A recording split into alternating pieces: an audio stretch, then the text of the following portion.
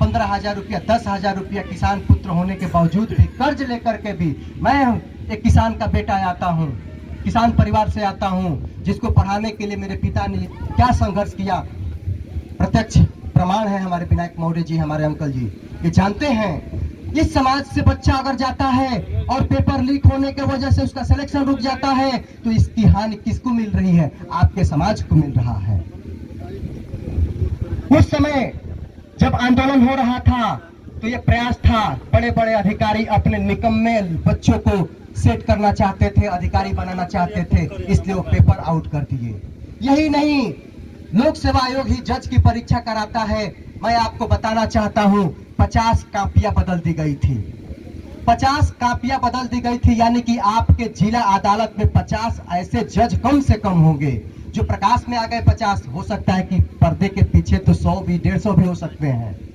तो 50 अगर अयोग्य जज आपके जिला अदालत में आकर के काम कर रहा होगा, तो क्या आपको लगता है कि वो आपके साथ संविधान सम्मत या संविधान के हिसाब से काम कर रहा होगा? गलत तरीके से अगर वो भर्ती हुआ है तो संविधान का जानकारी ही नहीं होगा उसको, और संविधान पर काम क्या करेगा वो? तो जब संविधान के खिलाफ काम करेगा तो किसके खिलाफ काम करेगा? आपके खिलाफ काम करेगा, हम गरीबों के खिलाफ काम करेगा। तो ऐसे ऐसे अयोग्य जज भी आपके समाज में आए हुए हैं। दूसरी बात आती है आरक्षण की।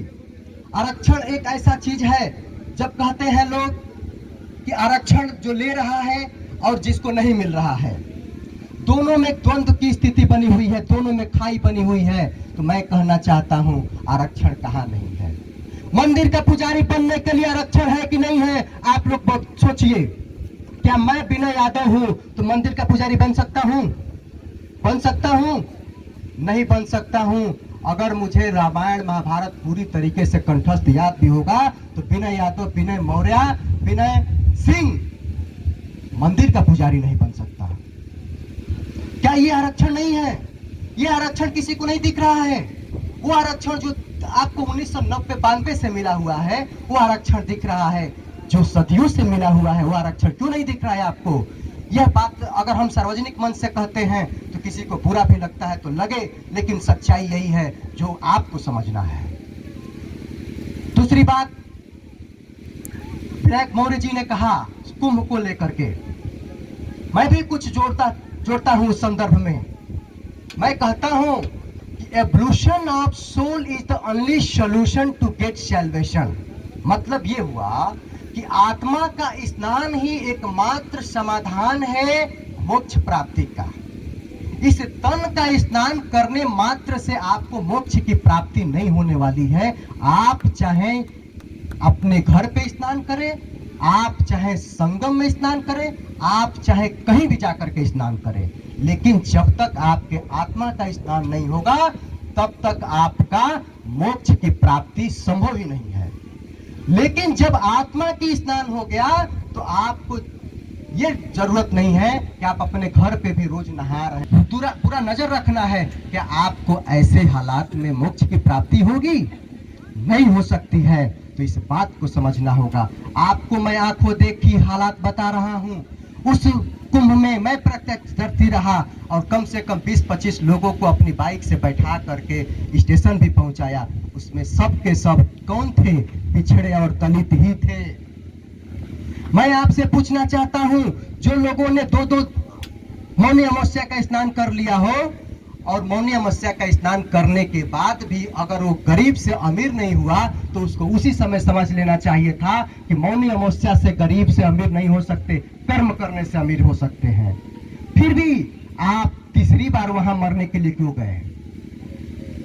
आप ये क्यों नहीं सोचे कि वहां जाने से हम अमीर नहीं हो सकते, अपने खेतों में काम करने से अमीर हो सकते हैं? कर्ज लेकर के भी लोग वहां गए हैं, क्यों गए? तो इस बात को आपको समझने की जरूरत है। दूसरी बात मैं आपको कहना चाहता हूं, क्योंकि मैं शिक्षा जगत से जुड़ा हूं, संबोधन में भी हमारे अध्यक्ष जी ने कहा कि हम शिक्षा से ही जुड़े हैं, तो उस पर ज्यादा हमारी बातें फोकस रहेंगी। आप सभी को एक संकल्प लेना है। जो युवा पीढ़ी हमारे सामने खड़ी है, खेल रही है, खेलने पर उतना ही ध्यान दो जिस तरीके से खेलो कि आप सरकार के साथ खेल सको, सरकार आपके भविष्य के साथ न खेल सके। हम खेल से आपको मना नहीं कर रहे हैं, लेकिन खेलो उतना ही कि तुम सरकार से खेल सको, न कि सरकार तुम्हारे साथ खेल खेल सके। आप सरकार से खेलोगे तभी खेलोगे जब आपको अपने संविधान का ज्ञान होगा, जब आपको अपने कानून का ज्ञान होगा, जब आपको अपने अधिकार का ज्ञान होगा। और जब इन सब चीजों का ज्ञान नहीं होगा तो सरकार आपके साथ खेलेगी और आपको एक राजनीतिक संसाधन के रूप में प्रयोग करती रहेगी। हर 5 साल पर लुभावनी योजनाओं का लालच देती रहेगी और आप उस लालच में फंसते चले जाओगे और आप उसके लिए राजनीतिक संसाधन मात्र बन कर रह जाओगे। और आपका इस्तेमाल करके, आपके वोट का इस्तेमाल करके वो सत्ता हासिल करेगी और अपने बच्चों को, नालायक बच्चों को, नेटाह पोटाह बच्चों को बीसीसीआई का अध्यक्ष बनाएगी। जय शाह का आपने सब देखा होगा, जय शाह अमित शाह के बेटे हैं। क्या योग्यता है, उनको बैट पकड़ने का ज्ञान नहीं है। उनसे अच्छे हमारे ये खिलाड़ी खेल रहे हैं, लेकिन इनको बीसीसीआई क्रिकेट बोर्ड का अध्यक्ष नहीं बनाया जा सकता। क्यों? क्योंकि वो आपके बीच का बेटा है, गरीब का बेटा है, अमीर का बेटा नहीं है।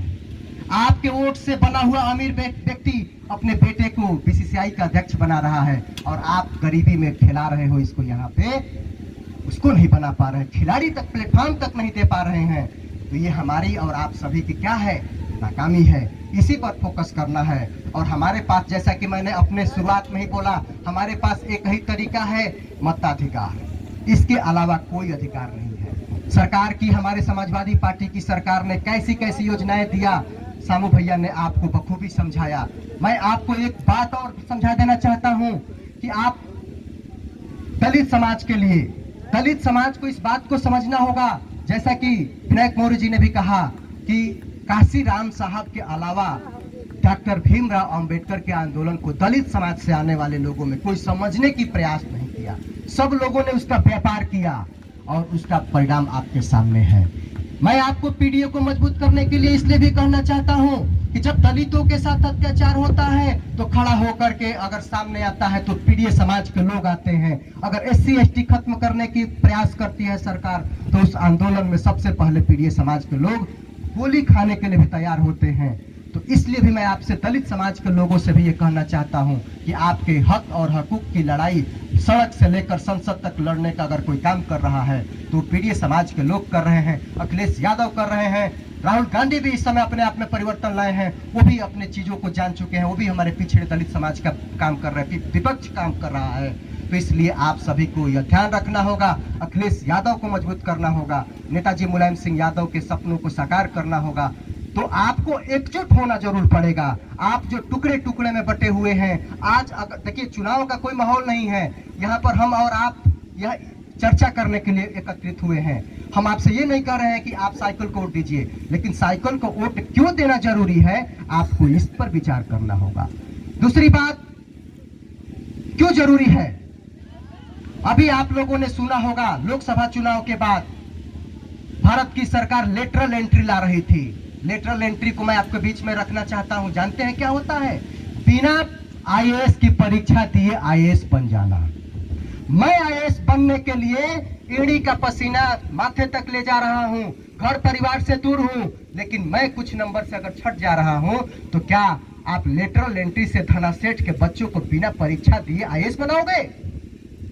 ये नियम लागू हो चुका था, एक खेप इसका जा चुका है सरकार में, दूसरा खेप भेजने की तैयारी थी, लेकिन आप सभी के ताकत ने विपक्ष को 42 सीट उत्तर प्रदेश से दिया और इस 42 सीट की ताकत ने सरकार को विवश कर दिया कि लेटरल एंट्री की व्यवस्था को वापस लेना पड़ा। क्या इस लेटरल एंट्री से, बिना परीक्षा दिए आईएएस की व्यवस्था से गरीब सवर्ण को नुकसान नहीं होता?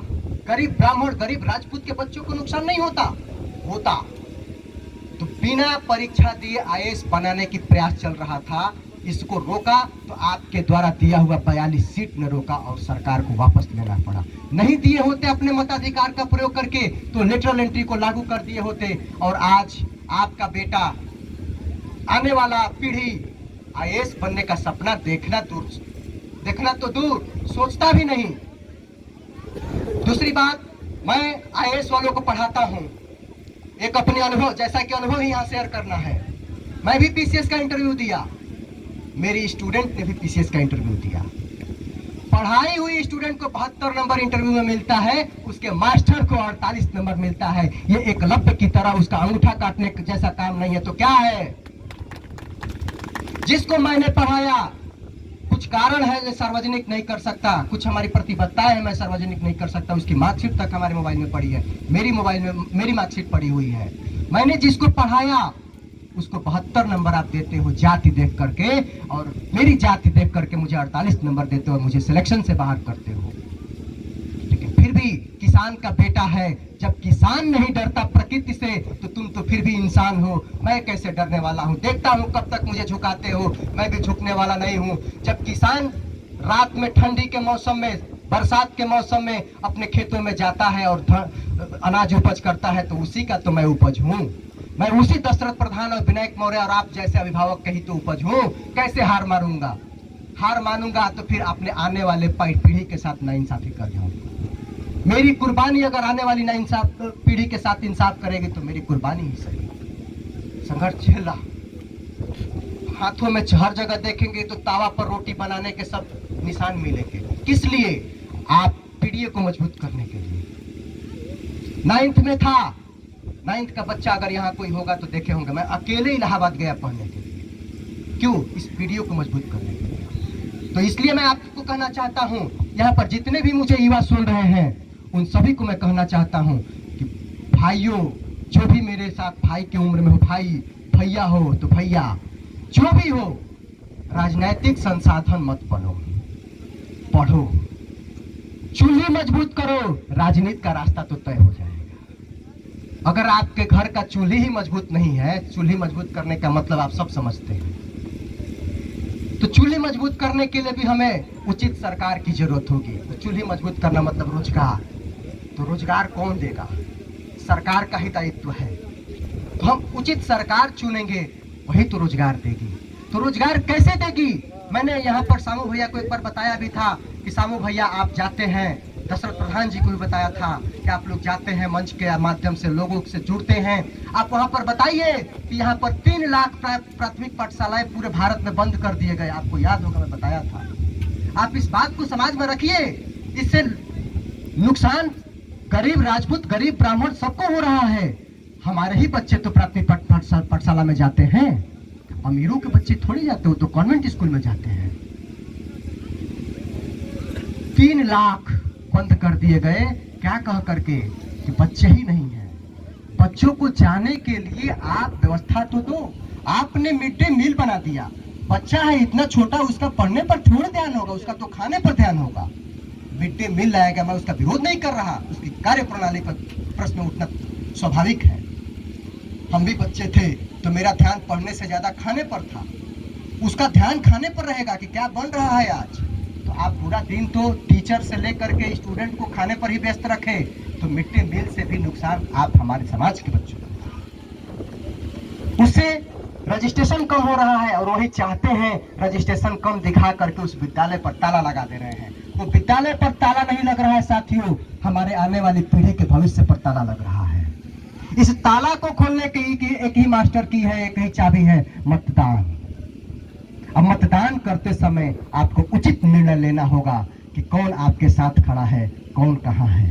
लैपटॉप योजना की बात उन्होंने कहा, सामू भैया ने लैपटॉप दिया अखिलेश यादव ने, और विपक्ष में खड़े होकर के उन्होंने लैपटॉप की घोषणा की बातें रखी, तो लाज बचाने के लिए इन्होंने एक तो टैबलेट दिया, जो टैबलेट 3 बार ऐसे पटको तो भी नहीं खुलता है। और 2012 में हम लोगों को लैपटॉप मिला था, उसी बैच का पास आउट हूँ, अभी भी चल रहा है प्रधान जी, अभी भी चल रहा है, जो क्वालिटी थी 2012 का लैपटॉप आज भी चल रहा है। और टैबलेट आप देख रहे होंगे 6 महीने में काम भी करना बंद कर दे रहा है। ये क्वालिटी है समाजवादी सरकार की, ये क्वालिटी। एक्सप्रेसवे देख लीजिए, जो क्वालिटी है। इनका जो रोड बन रहा है, निर्माण तो छोड़िए, उद्घाटन तो छोड़िए, निर्माण के समय ही ढह जा रहा है। इस पर हम सभी को विचार करना होगा। इसलिए एक छोटी सी कविता है, जैसा कि हमारी रुचि है, सब जानते हैं, जो मुझे सोशल मीडिया से जानते हैं, वो कविता के माध्यम से कुछ चीजें कहने का प्रयास करता हूं। छोटी सी एक कविता है, आप गौर से सुनिएगा, उसके बाद अपनी बातों को हम विराम देंगे, अध्यक्ष जी को हम लोग सुनेंगे।